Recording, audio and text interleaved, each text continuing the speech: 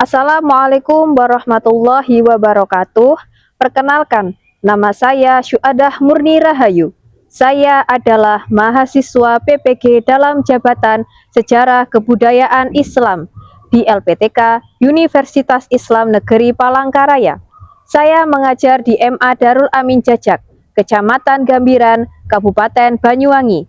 Pada hari ini, Rabu 28 Januari 2026, saya akan melakukan kegiatan praktik pembelajaran untuk memenuhi tugas uji kinerja atau UKIN dengan model pembelajaran Project Based Learning di kelas 10 dengan materi perkembangan peradaban dan ilmu pengetahuan Daulah Umayyah di Damaskus.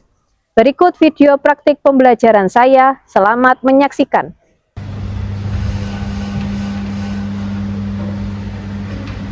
Assalamualaikum warahmatullahi wabarakatuh. Waalaikumsalam warahmatullahi wabarakatuh. Bagaimana kabarnya hari ini anak-anak? Baik. Sebelum memulai pembelajaran pada pagi hari ini, marilah kita berdoa terlebih dahulu. Bismillahirrahmanirrahim. Raditu billahi rabban wa bil islami dinan wa bi Muhammadin nabiyyan wa rasulan. Rabbi zidni ilma warzuqni fahma. Amin ya rabbal alamin. Sebelum saya mulai pembelajaran, saya ingin mengabsensi kalian terlebih dahulu ya.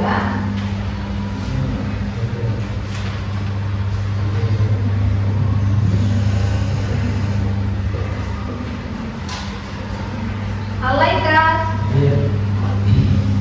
Anissa Dawi Arfian Indana. Baik, semua sudah hadir ya pada pagi hari ini. Sebelum kita memulai pembelajarannya, marilah kita menyanyikan lagu nasional terlebih dahulu. Kepada anak-anak sekalian, silahkan untuk berdiri.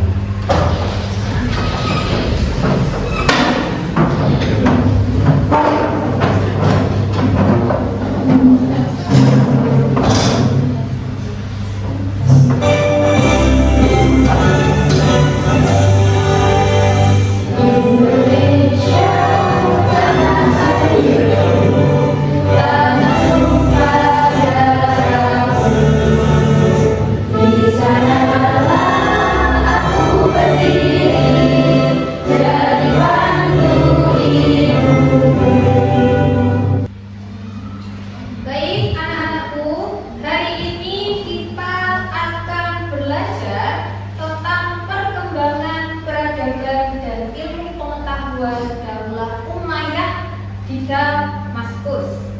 Ya. Pelajaran ini kita pelajari di kelas 10 semester genap. Masih ingatkah kalian tentang materi sebelumnya, yaitu tentang Khulafaur Rasyidin? Siapa saja Khulafaur Rasyidin itu? Ada yang tahu? Angkat tangan. Khulafaur Rasyidin siapa saja namanya? Ya? Abu Bakar, Umar bin Khattab, Utsman bin Affan, dan Ali bin Abi Thalib. Benar? Masa Khulafaur Rasyidin merupakan periode kepemimpinan Islam yang berlandaskan musyawarah, keadilan, dan kesederhanaan. Namun, pada akhir masa ini terjadi konflik internal. Ya, konflik internal itu konflik di dalam. Kalau di luar namanya apa? Eksternal. Yaitu fitnah kubra yang melemahkan stabilitas umat. Demi menjaga persatuan, Hasan bin Ali radhiyallahu anhu berdamai dengan Muawiyah bin Abi Sufyan yang menandai transisi menuju Daulah Umayyah. Pada masa ini, sistem pemerintahan berubah dari musyawarah menjadi monarki. Dan administrasi negara ditata lebih terorganisasi untuk mengelola wilayah Islam yang semakin meluas. Baik. Selanjutnya ada pertanyaan pematik. Ya, silakan yang tahu jawabannya untuk berangkat tangan. Pertanyaan pematiknya sebelum kita masuk lebih jauh lagi, menurut kalian apa yang akan terjadi jika wilayah suatu negara semakin luas tetapi sistem pemerintahannya tidak berubah? Siapa yang bisa menjawab? Ya, Iva.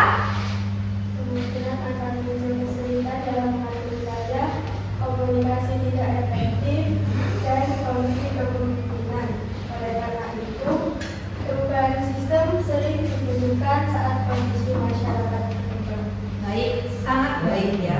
Kemungkinan akan muncul sebuah kesulitan yang terjadi jika wilayah suatu negara semakin luas, maka hal yang perlu disiapkan itu juga semakin bertambah bebannya, ya. Motivasi hari ini dari Hasan Al-Basri.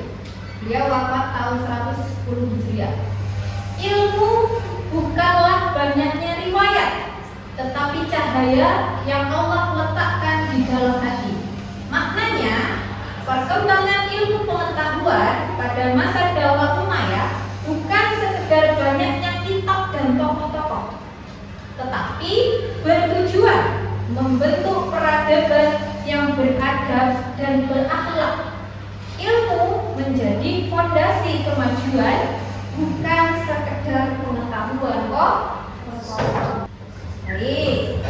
Selanjutnya kita akan membahas tentang tujuan pembelajaran. Tujuan pembelajaran kita yang pertama yaitu menganalisis kontribusi ilmuwan dan arsitektur Daulah Umayyah. Semana sih jauhnya seorang ilmuwan itu bisa mengkontribusi sebuah daulah, ya.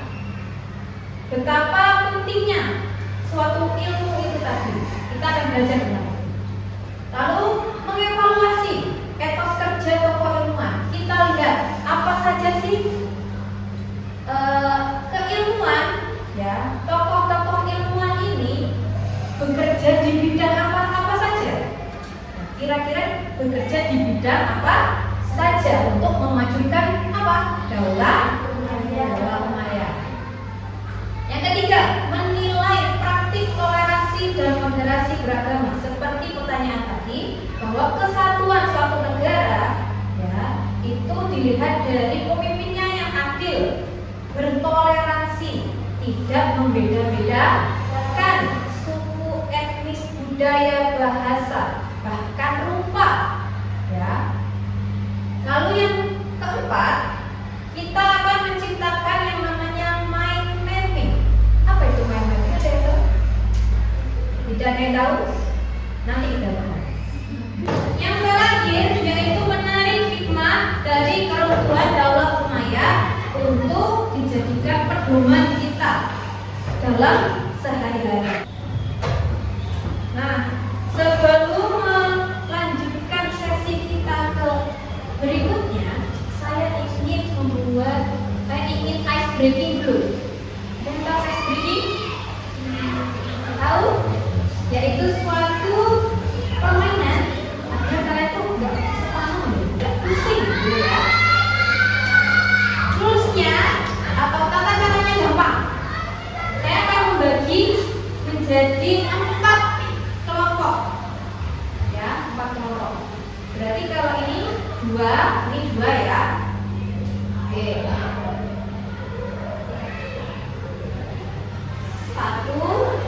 1, 2, 3, 4.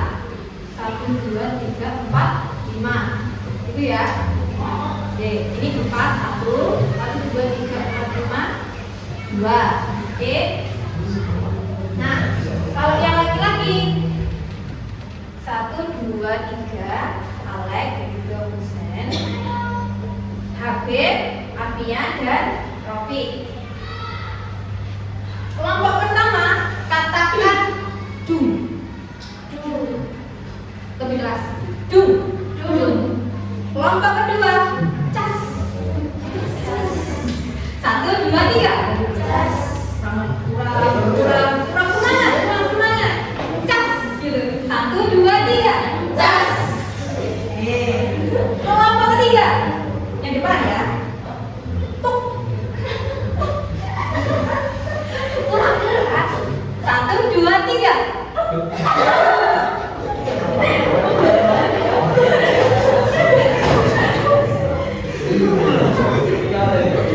Yang terakhir, yang keempat.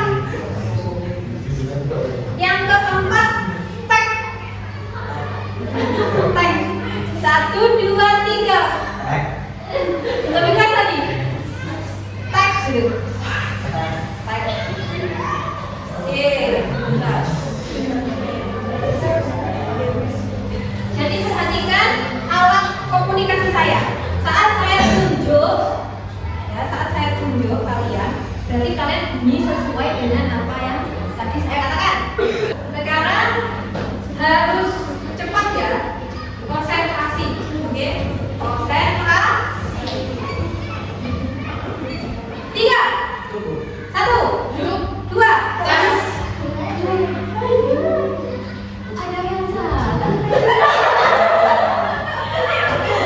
Saya masih awalan loh ini ya, masih awalan. Coba konsentrasi, ya, konsentrasi. Ya, dengarkan, jangan dilihat.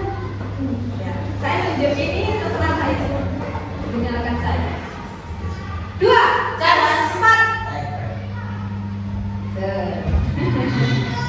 1, 2, 3.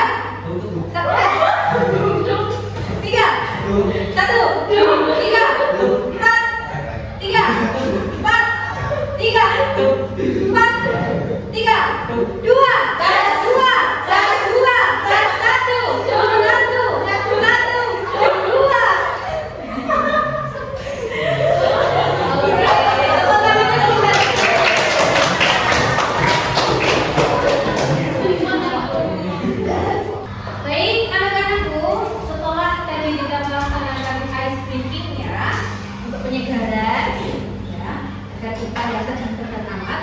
Selanjutnya kita masuk ke materi pembelajaran. Kebijakan penting Daulah Umayyah di Damaskus. Daulah Umayyah tidak hanya unggul dalam ekspansi wilayah, tetapi juga berperan besar dalam pembaruan politik, ekonomi, sosial, dan ilmu pengetahuan.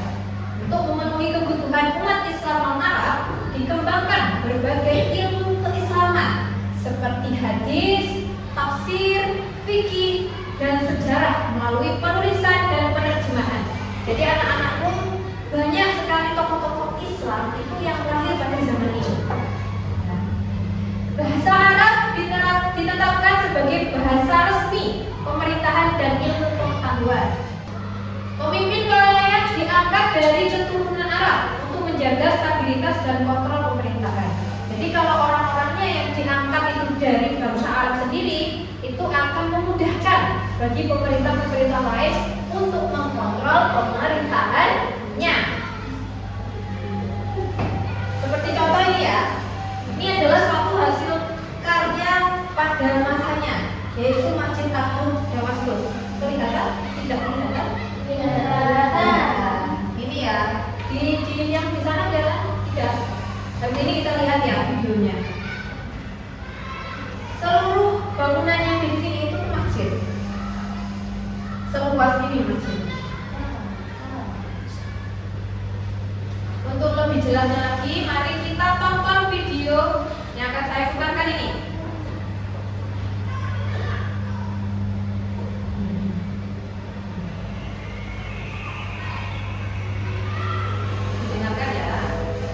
Dinasti Umayyah adalah salah satu kekuatan politik Islam yang berkuasa hampir 1 abad di wilayah Timur Tengah sekarang.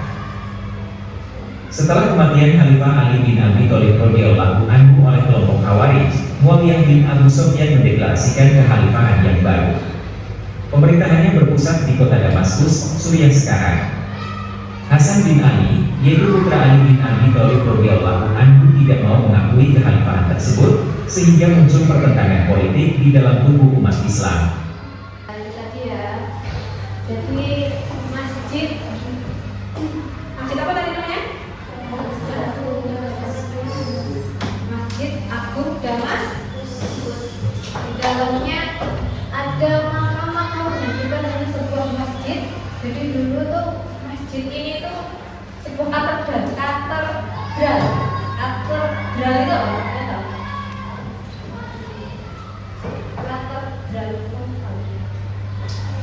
kalau bisa kita sebutkan itu yang dibuat beribadah orang Kristen, gereja. Dulu fungsinya itu sebagai gereja karena pada masa dulu itu masih di bawah kekuasaan bangsa Romawi, yang mana mereka ya agamanya ya agama Kristen. Setelah Romawi bisa ditaklukkan, tapi sesuai dengan penjelasan, maka dibangunlah sebuah masjid yang sangat-sangat bersejarah di dalamnya. Nah, di sini ada brainstorming, di mana ada romantik lagi. Nah, silakan bagi yang bisa menjawab angka mana. Pertanyaannya, bagaimana nilai cinta ilmu dan toleransi menjadi kunci kejayaan Umayyah? Namun, hilangnya nilai-nilai tersebut justru memicu keruntuhan. Ya, siapa yang mau tanya? Ya, Mas Rido, bagaimana?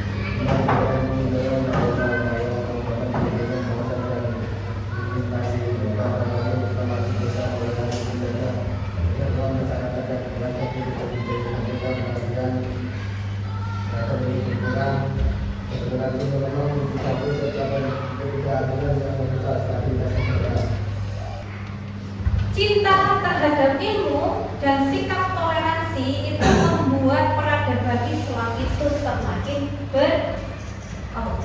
berkembang pesat. Ya. Ilmu pengetahuan tumbuh karena keterbukaan, terbuka terhadap segala hal. Hilangnya nilai-nilai tersebut menjadi faktor tercepat. Jika hilangnya nilai cinta, ilmu dan toleransi, maka keruntuhan suatu negara, termasuk salah satunya adalah Umayyah, itu semakin cepat. Baik, selanjutnya,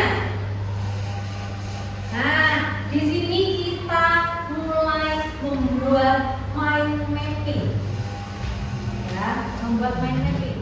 Jadi mind mapping itu adalah cara mencatat, sebenarnya sama, merangkum, ya, mencatat atau merangkum dan mengorganisasi, membentuk kelompok ide dengan menempatkan topik utama di tengah berupa kata kunci, warna, simbol atau gambar.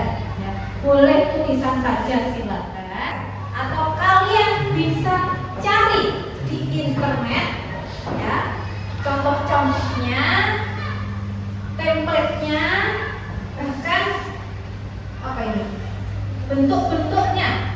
Silahkan kalian cari di internet. Sebelumnya saya jelaskan langkah-langkahnya dulu. Buatlah kelompok yang terdiri dari 4 sampai 5 orang. Karena yang laki-laki tidak sampai, maka boleh 3, ya. Laki-laki dibentuk menjadi 3, satu kelompok 3 orang, yang laki-laki, yang perempuan bisa 4, bisa 5. Yang pertama, tentukan topik utama. Tulis tema utama di tengah kertas, misalnya dahululah Umayyah, ini contoh saja, ya. Buat cabang utama, tarik garis dari tengah keluar untuk ide pokok. Contoh, ilmu pengetahuan, pemerintah, ekonomi, budaya, seperti tadi, ya. Nah, ini bidang ilmu pengetahuan, bidang pendidikan, bidang militer, bidang arsitektur. Lalu tambahkan subcabang. Dari setiap cabang utama, buatkan cabang kecil seperti berisi kata kunci, bukan kalimat panjang. Oh, maaf, salah ya. Yang pertama itu ini, peradaban dan ilmu pengetahuan. Lalu subjudulnya ini subjudul namanya. Bidang arsitektur, bidang militer, bidang pendidikan. Subjudulnya itu, ya. Gunakan warna dan spidol.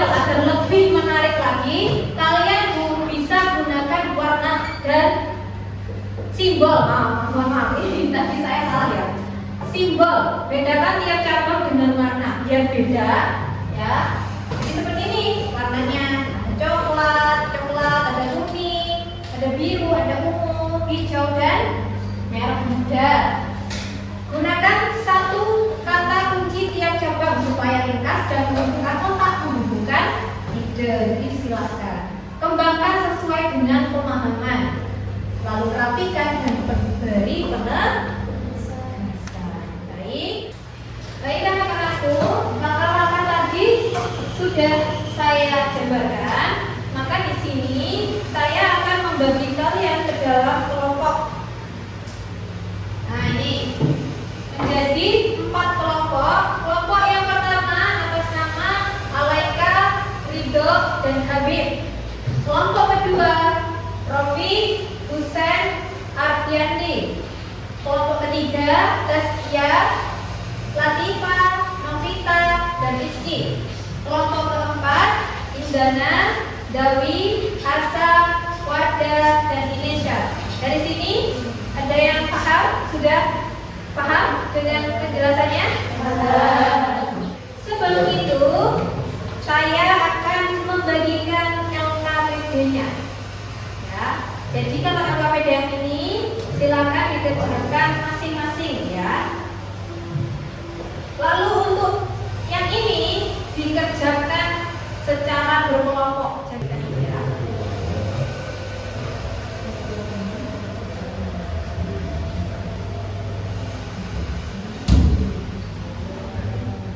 Sudah jelas dengan LKPD yang saya berikan tadi? Sudah. Baik. Sudah dibawa peralatannya untuk membuat mapping? Sudah. Kalau sudah, silakan bangkunya bisa digeser ya, agak mepet ke tembok, atau mungkin dipepetkan saja ke tembok. Kerjakan di bawah biar apa? Lebih leluasa. Baik. Silakan untuk digeser.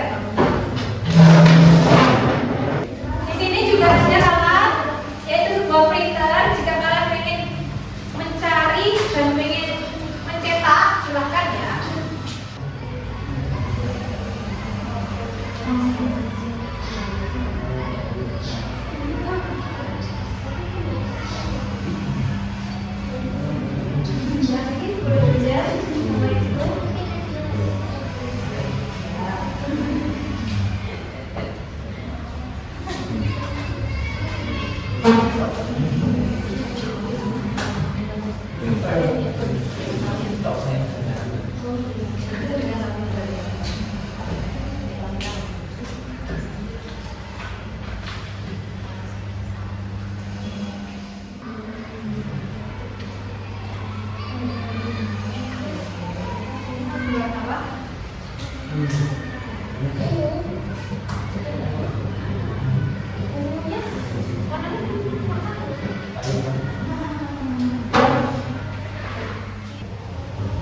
Baik, sudah selesai semua pekerjaannya?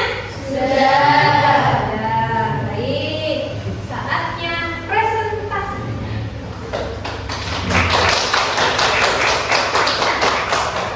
Dari kelompok yang sudah saya jabarkan ini, sudah saya buatkan ini, silahkan untuk kelompok 1 dan kelompok 3 mempresentasikan hasilnya.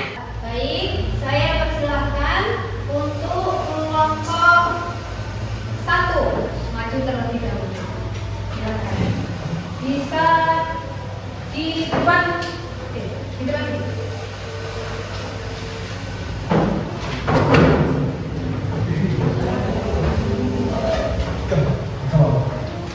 Untuk yang lain silakan menilai kelompok 1 ya, sehingga menilai kelompok 2. Perkenalkan dulu nama kelompoknya, lalu presentasi. Salam dulu. Yang agak keras ya suaranya biar kedengaran.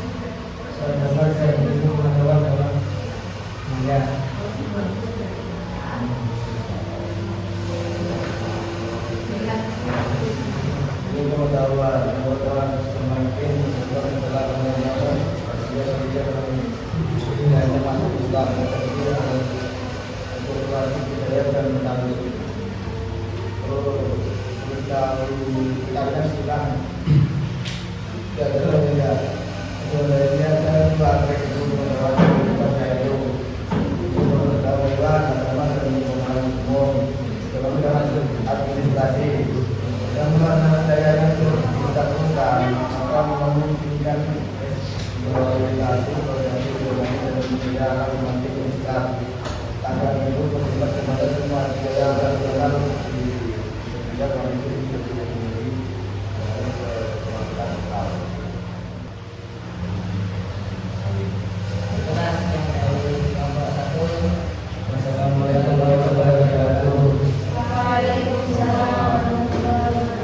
Beri tepuk tangannya. Nah, mungkin dari kalian ada yang ingin bertanya, saya bukan cuma satu. Bisa dikoreksi dari hasil karyanya, boleh, silakan. Koreksi isinya juga boleh, silakan. Atau mungkin bertanya yang lain. Satu pertanyaan saya buka.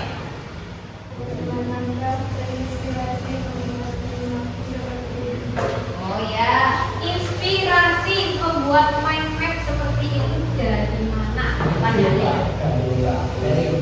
dari Google. Namanya yang bagus dong yang bahasanya harus ada kejelasan. Inspirasinya jelaskan apa itu.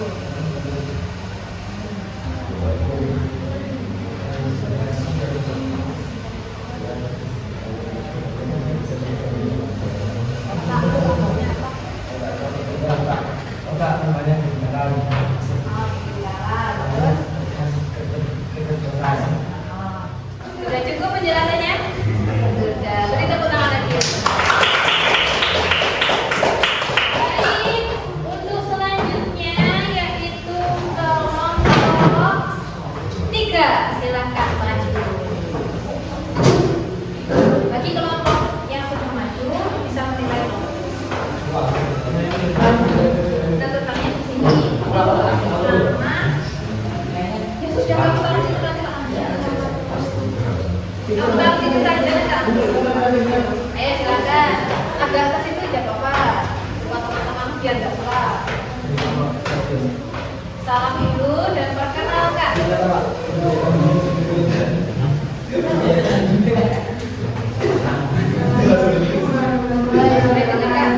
Waalaikumsalam warahmatullahi wabarakatuh.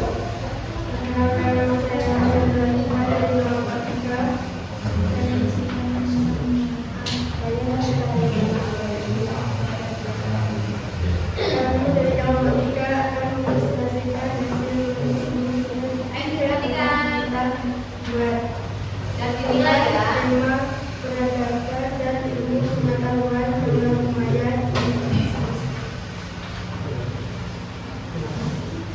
Berbagai kebijakan yang diambil semasa pemerintahan Dalam di Damaskus tidak banyak berdampak pada kemajuan dalam berbagai bidang.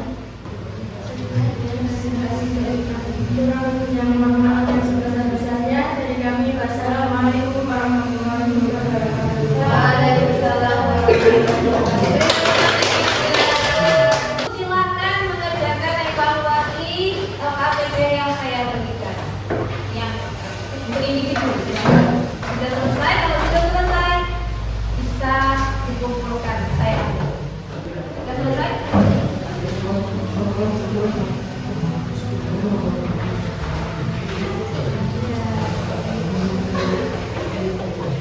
Baik, sumber jawaban sudah saya pegang.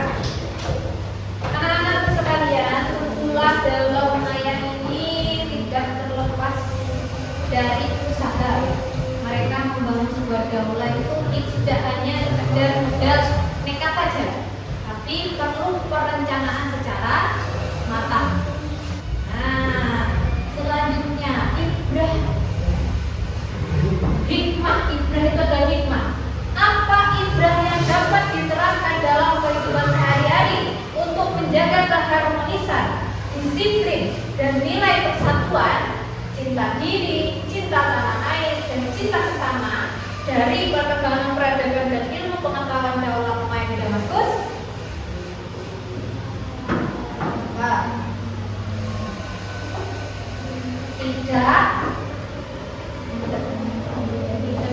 Tidak membeda-bedakan, terus bersikap adil, terus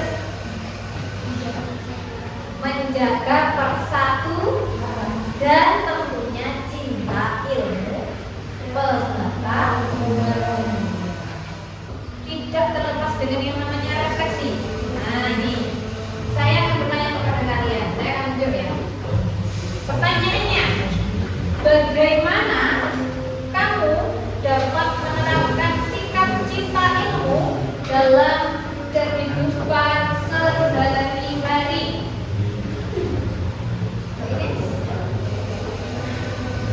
Silakan Ines. Bagaimana kamu dapat menerapkan sikap cinta ilmu dalam kehidupan sehari-hari? Kamu cinta ilmu dalam kehidupan sehari-hari itu seperti apa yang kamu lakukan? Gimana? Mengamalkan ilmu yang kamu pelajari. Ya, kepada siapa?